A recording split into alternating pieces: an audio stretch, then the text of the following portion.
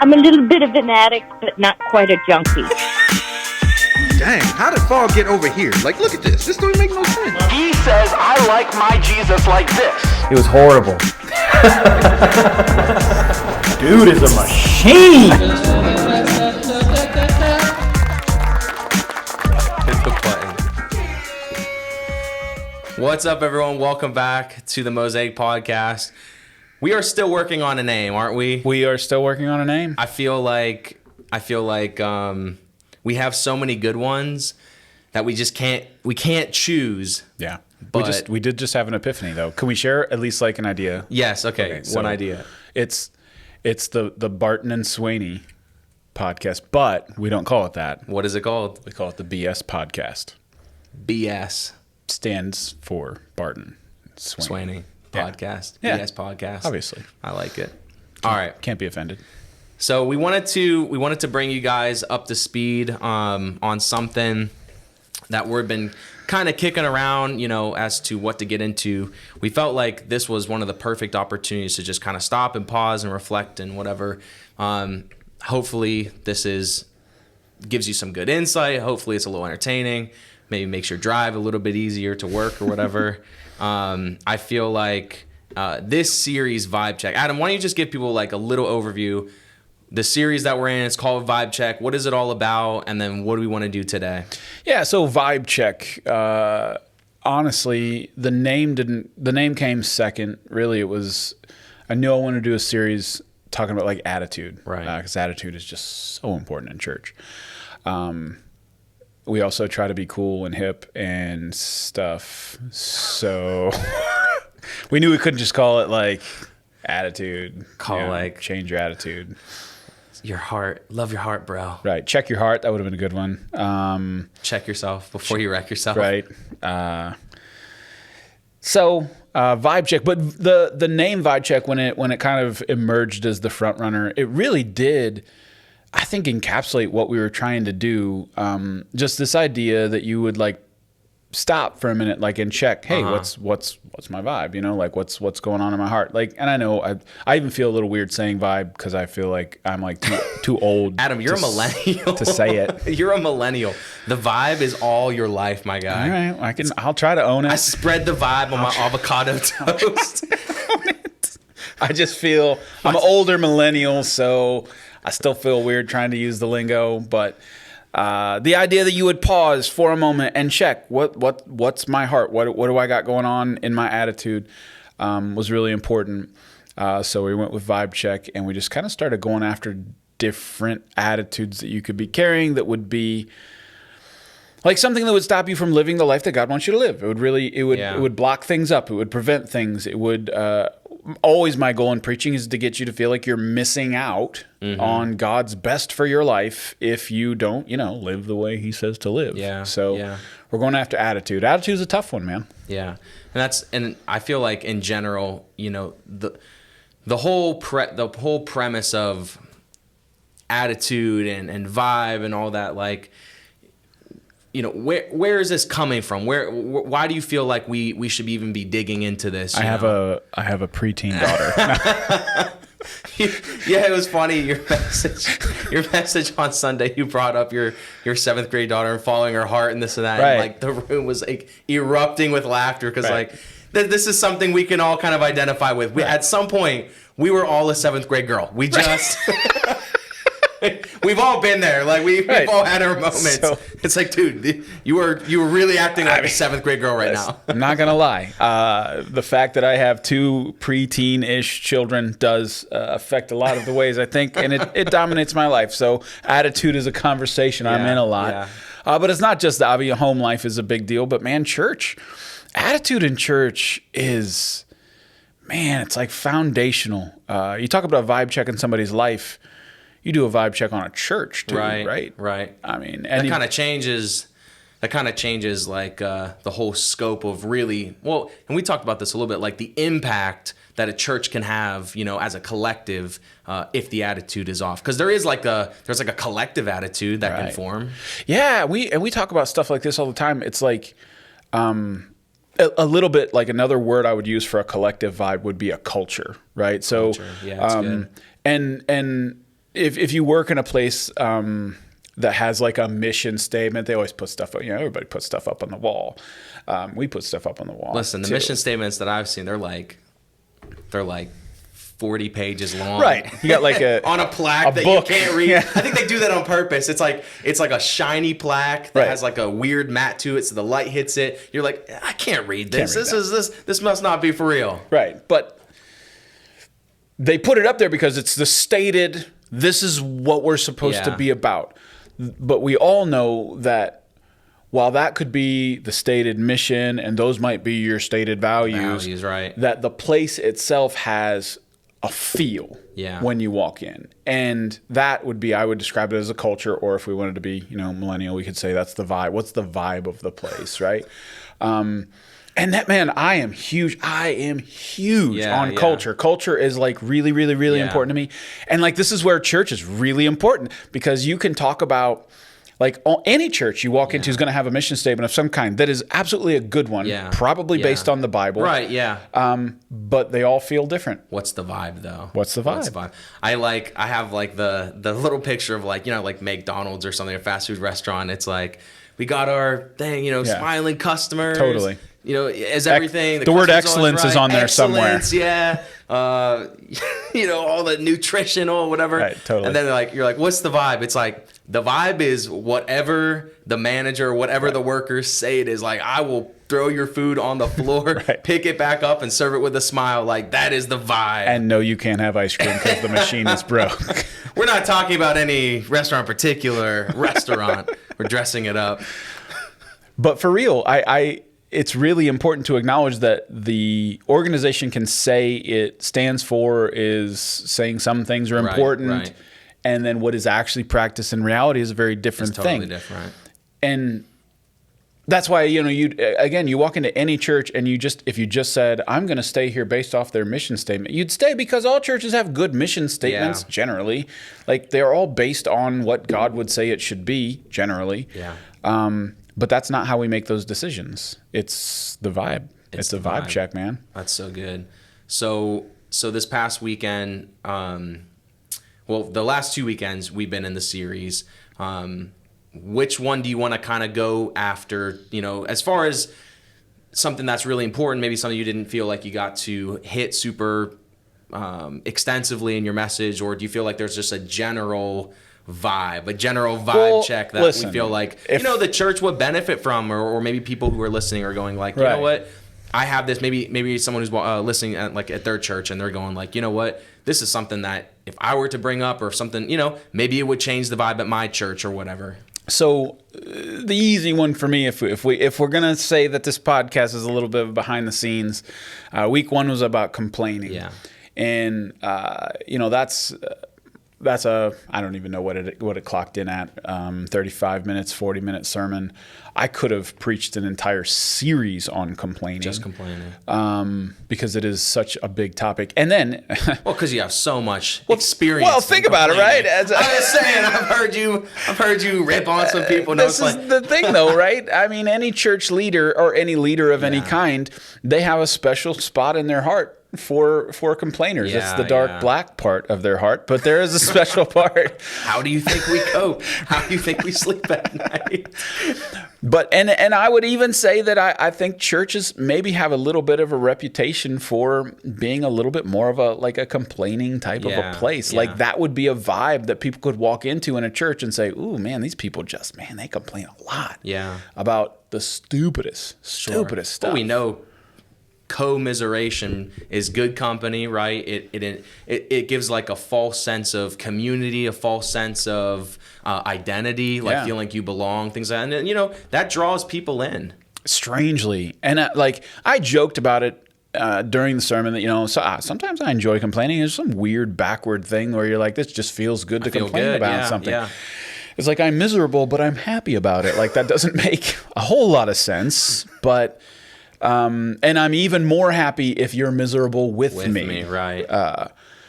And church is the place for that, man. I've gotten some doozies of complaints over the years. And And I guess that's why that one was so important to me. I wanted to point out how really deadly of a vibe that can be for an individual and obviously for a church as well. So side quest question, maybe a little bit, my ADHD is kicking in here, but like, what do you do? I'm just curious, what do you do when people come to you to like, in a complaint, either say it's something about you or another person, like, you know, it might be legitimate. Hey, this person is really bugging me, or, you know, something's going on. I feel like I can't reach this person, whatever. Like, at what point is it complaining and then gossip? And then at what point, what do you do with it? How do you handle it? Like, you know, because I feel like in a lot of cases, maybe it starts from a place of genuine concern or genuine whatever, and then maybe turns into something else. Like, as the pastor, how do you feel like you handle it? How do you feel like you deal with it? And like, you know, what's some advice you give to some people of like,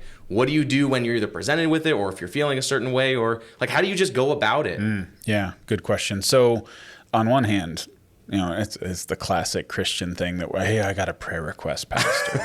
But really, they just want to either complain or gossip about somebody. Like, yeah, I just noticed on the church prayer board, this is God written. I don't know what's going on with that. Or I'm asking for advice, but there's never really a question. They just talk. You know what I'm saying? It's like, I didn't catch what's the question you're trying to ask me? Yes. They just wanted to. Like me and 7 other people, we just kind of Right. know about it, but So it depends on the nature of it. I would say if it is a complaint about another person, I have a very consistent answer to that, is that they need to go to the person. That's, Right. you know, what Jesus said to do. So if you have a problem with somebody, you don't talk about them, you talk to them. Right. That's huge for me. And I'm pretty consistent. I'm almost boring in my response to that. Once you go to the person, then it gets a little more complicated. Yeah, hey, if we still can't work things out, I'm willing to step into the Yeah, situation that if makes needed, sense, yeah. or somebody else who's close to the situation.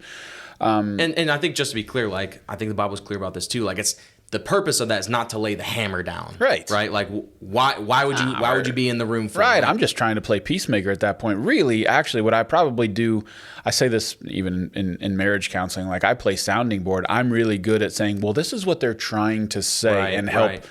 connect the dots for Yeah, people that so makes that they're sense. not talking at each other, they're talking to each other. That's usually the role I play. I don't want to play it ever, but I will if I have to. So yeah, when it comes to people stuff, and then sometimes, man, this is the thing about church. Like, I think we get twisted sometimes where anything that feels wrong, we like assume there's like sinfulness there. Yeah. But really, man, sometimes it's just a personality difference. Yeah, Like there's just like, yeah. hey, this personality and this personality, they clash a little bit. Yeah. Nobody's sinning. They're just kind of being themselves. Sure. But like, hey, you got an artist who shows up 15 minutes late trying to meet with somebody who's a little more type A, who's like on time. The person who is type A is offended that Is they showed up offended, 15 yeah. minutes They late. take it personal, And the yeah. artist doesn't even know it happened. Yeah. Like, nobody sinned. I mean, the type A might say that showing up late was a sin. They might actually put that. That's a sin right there.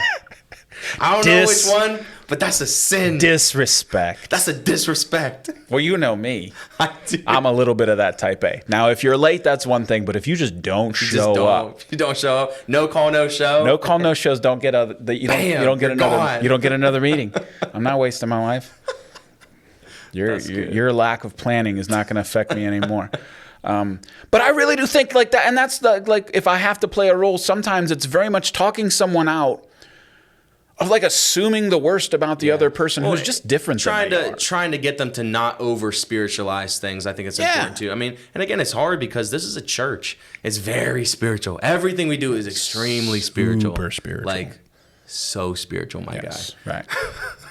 We have to talk in like kind of a talk lost, in just kind of a spiritual voice. Listen, you have to start with listen, brother. You talk exhaling a lot. Brother, let's go to the Lord in prayer. Gosh, I always feel weird. Even though we totally know what the Bible says about the situation, let's pray about Yes, it. we need advice from the Lord, even though He has clearly spoken on this already. Yeah, man, I don't know, and we've talked about this before. Why do we do that? Why do we over spiritualize things? I think. Why is there such a bent towards it? Well, one, I think people over spiritualize everything. And I put a bookmark in the thought that I want to talk about complaints that aren't about people too, because they do the same thing there. I want to get to that, but one, it's church, so I think people do generally just say, "Oh man, even the coffee somehow is spiritual." What kind of roast is this? Having an experience, Heavenly right now. roast. Is that like a hymn? I feel like that's Probably a hymn. is. It should be. If The it's heavenly not. roast of God. But I'll be honest, man, I think there's some darker stuff there too. I think it's easier to disagree with someone if I have a Bible verse. Like you feel more justified. Yeah. It's not an opinion. I actually believe this is a God-given thing to me, a word that I need to act upon. And I feel much more stable in my position if I have a backing from God, rather than just saying, hey, I might think this way and you might think this way, and maybe we just need to, like, I don't know, agree to disagree or have a conversation. Yeah. We would rather black, white. Yeah. Well, even that, I mean, it feels wrong because in the church you're supposed to have unity. And like unity it's a strong word, and I think it can have a few different meanings, but there is just kind of that, you feel that guilt. It's like, well, there's not unity. And it's like, well, maybe unity doesn't necessarily mean like best friends, best buddies. Right. And I'd say definitely not. I think unity doesn't mean best friends, and unity doesn't mean uniformity either. It doesn't mean we're all exactly the same and think exactly the same either.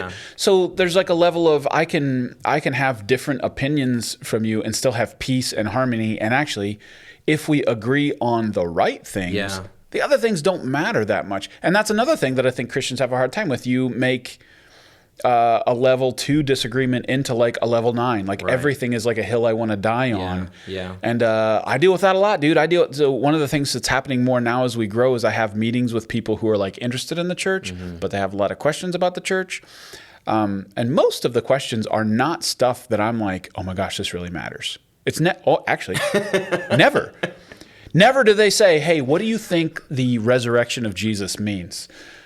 Never. Hey, how does salvation happen? Never. Yeah. It's always, so what's your stance on like hymns and stuff? Yeah. And how flat really is the earth? I have gotten that one too. But the firmament though. Yeah. What does that verse mean? They always want to ask me about, I think, secondary, at the very best, it's secondary issues that really ultimately do not matter. And we elevate them. Yeah. We're really good at majoring on the minors. Yeah, majoring on the minors. Really good at that. So good. And that's an interpersonal thing, and that's a church thing. Yeah. For real. I feel like once you start down that path, I think we've seen this, once you start down that path of, you almost start like collecting evidence of like why a person is whatever, weird, you can't get along, disunity, over spiritual, like you almost like start like collecting like your evidence of, okay, this is, and you almost start to build yourself up of like being right or being justified as why you can't, I gotta bring the pastor into this, or I gotta whatever it is. That's the scary thing when you've decided on the end and then you're only collecting the evidence that confirms what you already wanted to think anyways. Confirmation bias, man. This is rampant in the church, absolutely rampant. And we've talked about this before, man. Me and you both are pretty big on that verse. I think it's in Peter. I should probably know. I'm a pastor. But the verse that talks about love covers up a multitude of sins, man. Yeah. And I just feel like another word that pops into my mind when I think about church people and complaining is petty. It's just petty. Yeah. It's just little stuff that we make into big stuff.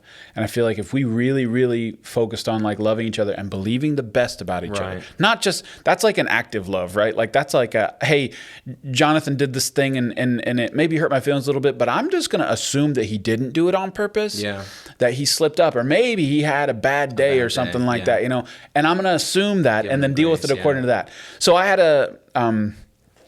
our last year, I forget, one of my older kids was in school and they talked about how mean their teacher was being that day. It was one of those, driving home from school conversations that you're having with your kids and trying to walk them through stuff. And, oh man, this one teacher was so mean that day and yelled at everybody and da-da-da-da-da. And I was like, hey, have you ever thought that teacher like literally has a life outside of that classroom? Because that is a weird thing, right? You ever run into your teacher at like the grocery store and your brain like didn't work? Like, what are you doing here?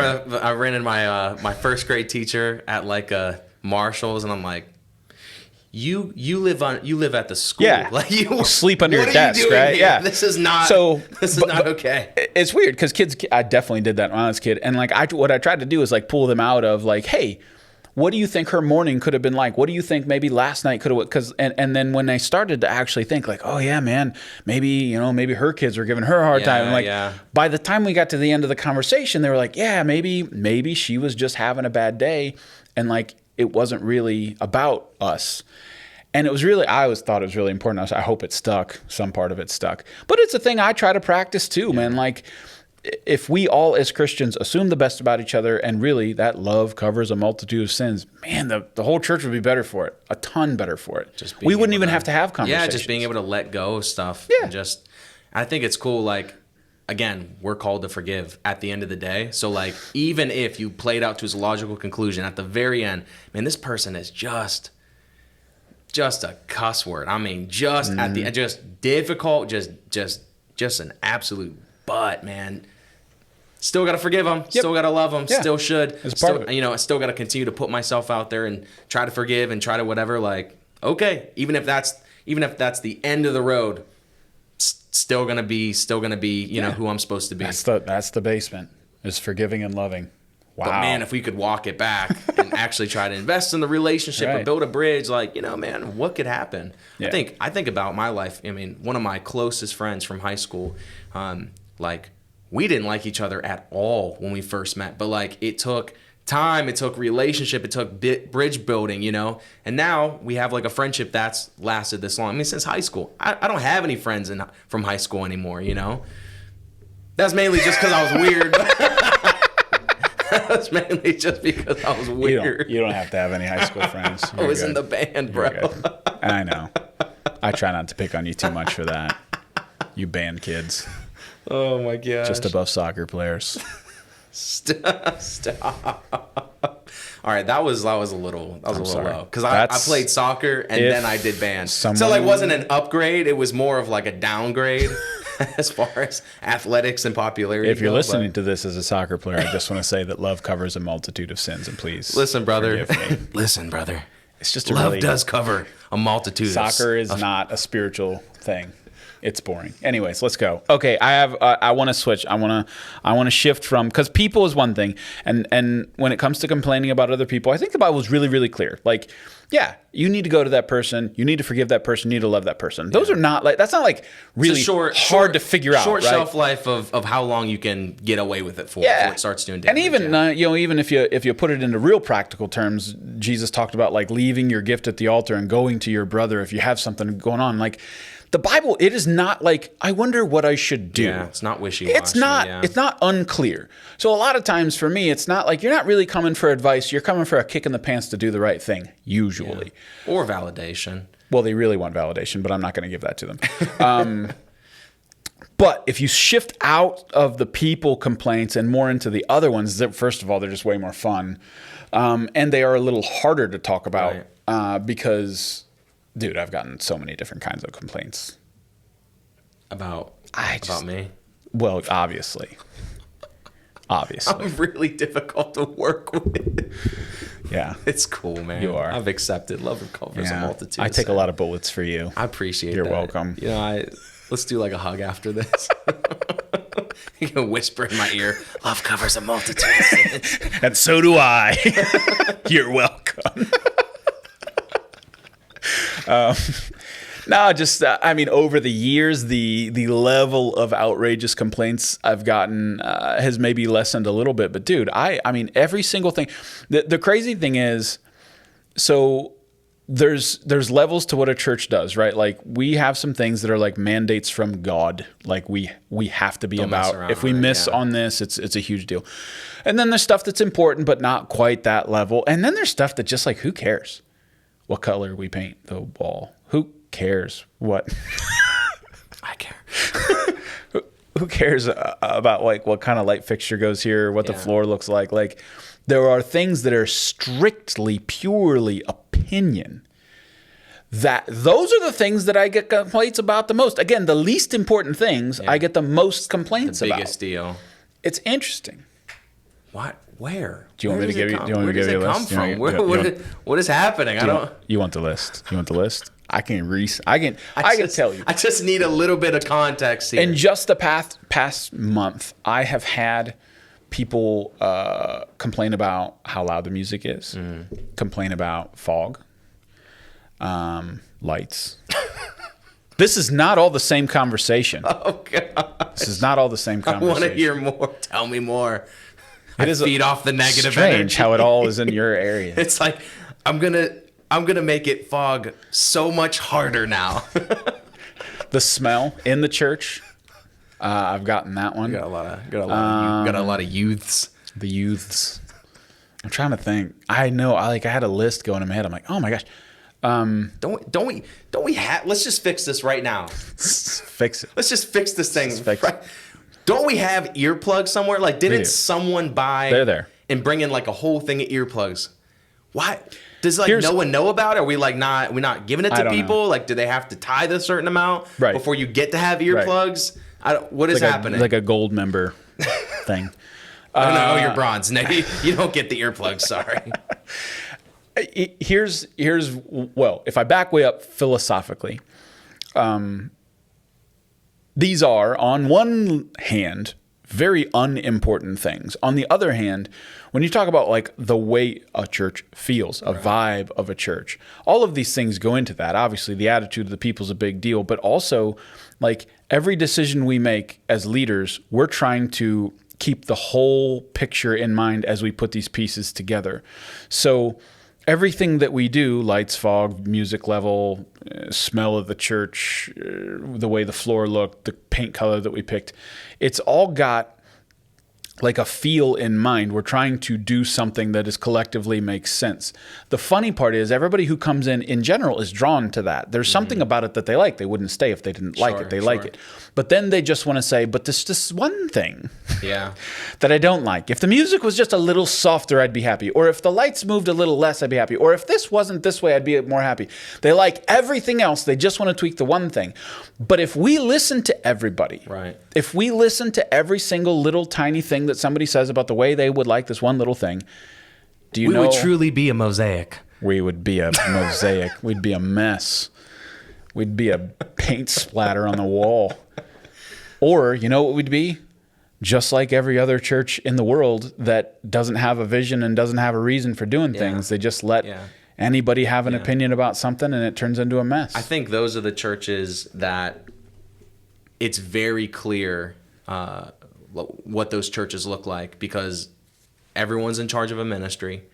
And when I say ministry, I use that word loosely, like the knitting ministry. Yes. Is a ministry. It's a ministry. You have to have the knitting. Knits.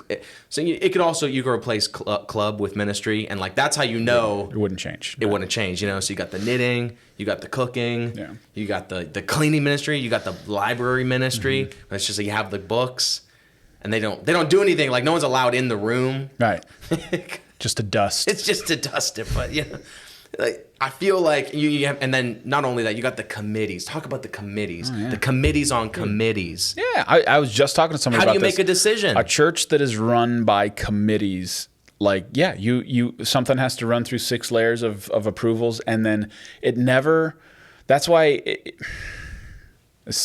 Maybe this sounds wrong, but when you have a large number of people trying to make decisions, the decision will always be a little safer than it should be, and a little more bland than it should be. Yeah.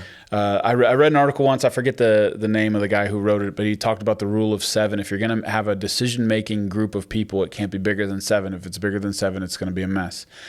And they've literally done like socio-economic, or not economic, but social studies on the way those groups work and the interactions that people have, and how decisions just get dumbed down, watered down, and it goes to the lowest common denominator when you have a group of people making a decision like that.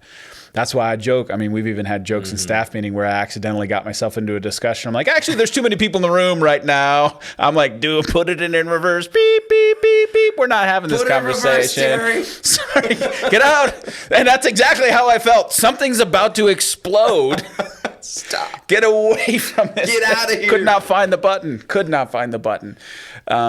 Because I do think having a making decisions with too many people can be a mess. Inevitably, it just goes downhill. And that's why, like, again, we're a church for people who don't think church is them. We're going to have a feel. We're going to be a little edgy on some things. And if I just start listening to the masses of, if you just turn it down a little bit, if you just do this, well, then eventually we're going to round off the edges, and we might as well take the sign down. Like, it's just, we might as well just be like everyone else. I like what you said about the blandness thing. Like, safe, you want to be a good steward of God's money. Oh, yeah. And all, Well, you got to do all that kind of stuff. That's the trump And card, that's baby. safe. That's oh, safe. you want to make an aggressive move? Stewardship. Stu- You have to be a good steward. Money, God. Never take a risk. Stewardship. Never take a risk. Like, okay, Mosaic, maybe we are a little bit whatever on that side. But the side that just like, I don't know, I feel like it would change like who we are is the blandness thing. It's like, man, do we do everything in our power to not be bland? And it's like not for the sake of showiness, but it's for the sake of like, man, look how awesome and attractive the gospel is. Right. Like, how should we be doing things? How should we be living? What, I think about the Old Testament when they built the temple, or when they went in and it said like the Spirit of God came on certain artists and they had all of the things that they did. They had the list. It had to be exactly like this and whatever. I mean, that came from God. I mean, we couldn't even touch that in terms of excellence and whatever. I mean, we'd be like a joke to that. You know what I mean? Right. Trying to compare ourselves. And so, but there is this level of just, there's a level of, there has to be more. There has to be more to just this middle ground. You know what I mean? Right. And dude, that's the thing. If you talk about a style or a feel of a place, there's always going to be a little piece of it that maybe doesn't quite fit every individual person, right? They're not, I like this song better than this song, or I like the temperature. I've been getting those complaints a lot too. So when I preach, man, I sweat. I get worked up and I start sweating. So I want the worship center to be like 65 degrees. I would appreciate that. We want to warm it up with the worship. We want to warm it up. But man, I've got people looking at me like I have to wear a sweatshirt in the middle of summer. I'm like, good. Like, that's fine. But there's no such thing as the ideal temperature. Yeah. That's the thing. Somebody's going to be frustrated. There's a perfect example of somebody's going to be frustrated. Like, I want 72. I want 68. Like, and talk about just such a baseline, such a low level of like importance in the grand scale of everything, eternity, what the mission of the church is, everything. I mean, it's such a small thing, and yet. Well, that's the problem, though, because as we continue to grow as a church, there's a multitude of voices and a multitude of opinions. I just read this quote to you. I can't remember who said it. It was on Twitter. It said, the man with experience is not at the mercy of the man with an opinion. Yeah. And I was like, man, that's really good. I don't want to like pull the I have experience card out, because I used to get that dropped on me when I was young. But at the same time, it's like, hey, especially as like a church leader, and I don't want to sound like a jerk, but like, we eat, sleep, and drink this, man. We live this. We think about this stuff all the time. Nothing here happens by accident. We really think this stuff through. So when I have somebody come in and be like, I think we should do it this way, I'd be like, I'm happy you thought about that for 5 seconds. Have you considered? Don't want to be mean. Don't want to come off as arrogant, but there is like a level of, man, like talk about, if you had a group of people, a rock star, superstar staff that came together who were all like experts in their field, all kind of, and it's like we put this thing together, what could that do? I mean, what's kind of impact could we have? It's like, I feel like, man, we're kind of doing it. We're kind of seeing it. Like, I'm not that cocky, but yeah, you are. I am excited to, like, that's part of my leadership style is I put people in charge of areas that I trust, and I want them to blossom into something. I feel like God put them there for a reason. Yeah. I want them to lead. And if we let the collective, like I said, kind of almost like chisel down the edges of that, then it wouldn't be what it's supposed to be. Yeah. It wouldn't. Now, to circle back. So part of my difficulty when I get a complaint about something that absolutely, eternally doesn't matter in any way. They're not going to get to heaven and go, God, heaven's the wrong temperature. Whatever temperature it is going to be the right one. You better eat it. And whatever the music volume is, you're going to be good with it. Like, it's the just vibe. You're not going to go up to Peter and be like, can you turn that down? He's not going to. When I get those complaints, I think one of my plays is I want to answer a complaint with vision a lot of times. Yeah. Now that's hard, but like I want them to back up a minute and be like, hey, so for me, the little decisions we make, the stuff that doesn't matter really, all have to do with be a church for people who don't think church is for them. Like it all circles back to that for me. We're not trying to be a normal church. We're not trying to be, the way your church was, the one you just left to come here, that you want to bring me this one thing from the church that you like, but you're actually, it would be perfect. But it's weird that you're here now, but you're telling me we want this one thing to be like them. Interesting. I want them to see the bigger picture, so I don't just dismiss it. I do laugh, and sometimes I just blame you. Oh, that's Jonathan. It's his idea. We have like a staff contract. We all sign. It's like, okay, if anyone complains about another ministry, we just like throw them under the bus. And like, Yes. we're all good with It's it. all Jonathan's We're all fault. okay. But it's like, it's just Jonathan. He's got the dang rock music. Right. I mean, if I tell him the drums, he got the drums. it's like a teenager. I tell him to turn it down, he turns it right back up. I can't do anything I about can't it. control Yeah, this guy. I don't know what's going on this with it. kid. No, I try to get him to see like there's reasons behind this stuff. I'm insulted for you sometimes if it's in your area. I legit somebody's like it's just so loud. I'm like he literally has like a decimal meter. He's got like an article behind it. He's got the science behind There's it. some reasons. Literally has thought all these things through, and I'm like insulted for you when someone says, "Does he know it's that loud?" Like he literally knows to the number how loud it is actually. And I can tell you exactly what number it needs to be to destroy your eardrums. Right. You always know where that envelope is.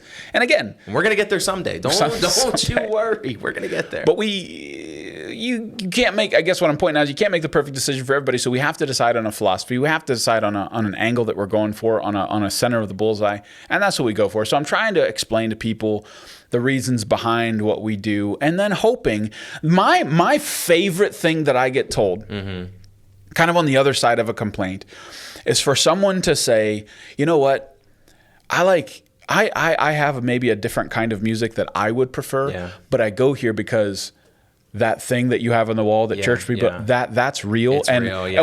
Or hey, I go here because I want my kids to come to church and they won't go where I want to go. Like for me, that's awesome. like, hey, actually, your way of making a decision is that you care about the most important thing. Yeah. And even though you don't agree with me on like a genre of music or a way we do lights, So true. you're here for that. Yeah. And for me, I love that. I love those people most. I'm just going to be honest. I have favorites. Those are the ones who you're I'm like, totally right. My favorite people who go to Mosaic are the ones who like, again, they don't necessarily have to understand. They don't have to even be my biggest supporter, but like they champion that mission. They champion it. And like the best part is they can even explain, they can articulate it in a way that's like, again, hey, this isn't necessarily my thing, whatever. Again, not in a way that's going to bring disunity, but just saying like, yeah, it's not necessarily my thing, whatever. But look at what's happening. Right. Like how cool would it be if we can all be on the same page? Like, again, it's just that person who can champion that vision, you know? I mean, they do the most impact. I think they have the most impact at this church. You know, they don't get enough credit. I agree, dude. Because that, when you go back to that unity word, if you have unity around the mission and the big picture, then it doesn't matter if we have diversity around the other things. Like, I mean, literally, when I have somebody walk in the door and say, I'd really prefer hymns, I just want to say, I actually don't really care. You say that. That's a sin. Is it a sin?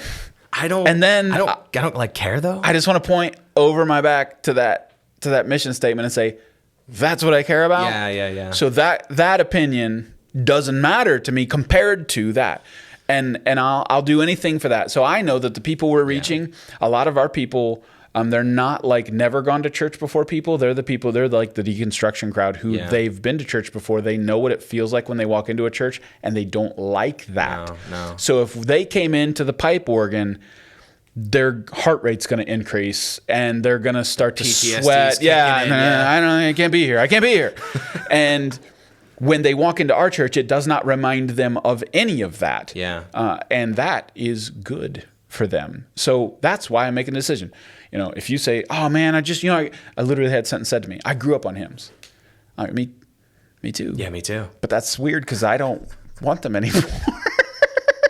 I wanna evolve. I think it's just important. I know we're dunking on music stuff because it's just so prevalent. It is the main thing that people complain about. But it's like, listen, man, if I'm like 7 years old and I'm going to a church and I'm like, listen, if you guys could just play Elevation and Bethel, like, and they're like, what? Get out of here, man. Like, Old man. Then I've missed the point, you know what I mean? Like, we got to transcend the little things. You got to transcend, again, it's all about God. It's all about worshiping him through whatever means necessary to do it.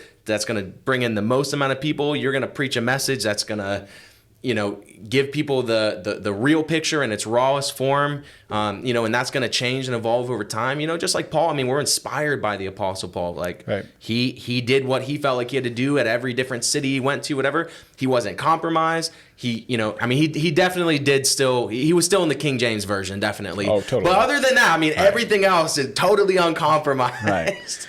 So to wrap it all up, I feel like we know, I like instinctually as a leader know that if we allow a complaining vibe to just permeate the place, it'll kill it. Yeah. It'll destroy it. Because if you get caught up or hung up on, I'm complaining about this person or I'm complaining about this thing, and then you let that fester, and then complaining turns into gossip, and it turns into this other thing, and then now this person who didn't even think about that before, now they walk in and they think the same thing that you thought, even though they would have never thought it if that you hadn't planted that thought inside their head. Where did it even come from? And then boom, it's like cancer and it grows. So like I do try to squash it, deal with the people complaints a little different than I deal with the fog level complaints. But I think they're both answered by the same thing, man. We're here for a mission, a reason. It's to love people. It's to bring people into the kingdom of God.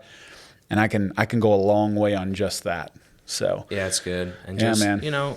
keeping the thing, making the thing the thing. I think that's so important. It helps put things into perspective.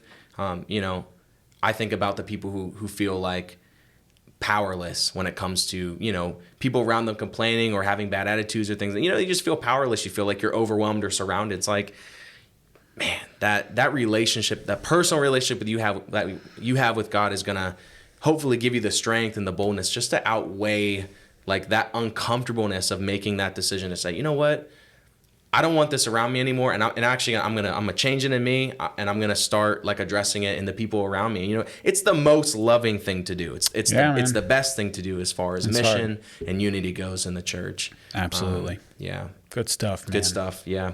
Well, guys, we hope that you don't like and don't share this podcast. Don't do that. It's definitely horrible and boring, so please don't do that. But for real though, this is something we want you guys to be engaged with, as far as to challenge yourself, also have fun. We think we're awesome and funny too. So this is something you should, again, not share, not like, all that kind of stuff. I'm excited to jump into the next one. I don't know what it's gonna be, but yeah, we'll see what happens. It's gonna be good. All right, see ya. See ya.